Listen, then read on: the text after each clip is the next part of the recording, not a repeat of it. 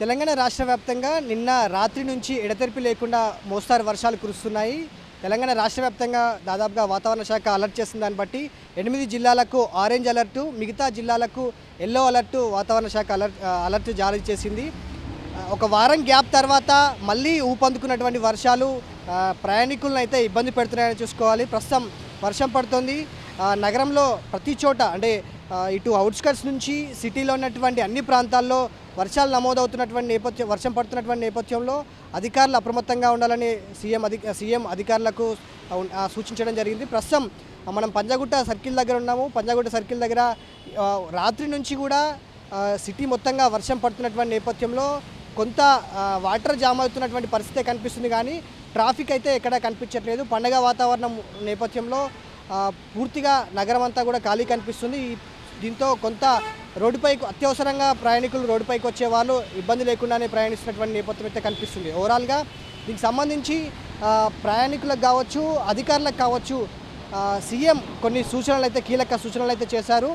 ఒకవైపు ఇటు వినాయక చవితి కంటిన్యూ అవుతోంది. వినాయక చవితి సెలబ్రేషన్స్, అదేవిధంగా ఎక్కడికక్కడ పెద్ద షెడ్లు ఏర్పాటు చేసి వినాయక ఉత్సవాలు జరుగుతున్నటువంటి నేపథ్యంలో కరెంటుకి సంబంధించినటువంటి పోల్స్ కావచ్చు, వైర్ల దగ్గర చాలా జాగ్రత్తగా ఉండాలనేది, అదేవిధంగా ఎక్కడికక్కడ మ్యాన్ హోల్స్ తెరిచే అవకాశం ఉంటుంది. వాటర్ ఎక్కడికక్కడ క్లీన్ అవ్వడానికి, రోడ్లు క్లియర్ అవ్వడానికి. సో చూసుకుంటూ వెళ్ళాలనేది ప్రయాణికులకు సూచిస్తూనే అధికారులను అయితే సీఎం రేవంత్ అప్రమత్తం చేశారు.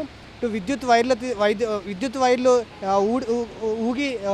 ఊగుతున్న ప్లేసులు కావచ్చు, అదే ట్రాన్స్ఫార్మర్ దగ్గర కావచ్చు, అక్కడ నుంచి వినాయక షెడ్ల కోసం అని కరెంటు తీసుకునేటువంటి సదుపాయం ఉన్నటువంటి ఆ ప్రాంతాల్లో కావచ్చు అందరూ అప్రమత్తంగా ఉండాలి. అక్కడ ప్రతి షెడ్డు దగ్గర కావచ్చు విద్యుత్ అధికారులు అప్రమత్తంగా ఉండాలి. అదేవిధంగా రోడ్డు పైన వాటర్ నిలవకుండా జిహెచ్ఎంసీ సంబంధించినటువంటి అధికారులు కావచ్చు, హైడ్రాకి సంబంధించినటువంటి అధికారులందరూ కూడా, డిజాస్టర్ మేనేజ్మెంట్ సంబంధించినటువంటి అధికారులు అప్రమత్తంగా ఉండాలి. ఎందుకంటే రానున్న 2 రోజుల వరకు కూడా, అంటే ఈరోజు రేపు పూర్తిగా తెలంగాణ రాష్ట్ర వ్యాప్తంగా విస్తారంగా వర్షాలు కురిసే అవకాశం అయితే ఉందని వాతావరణ శాఖ అలర్ట్ చేస్తుంది.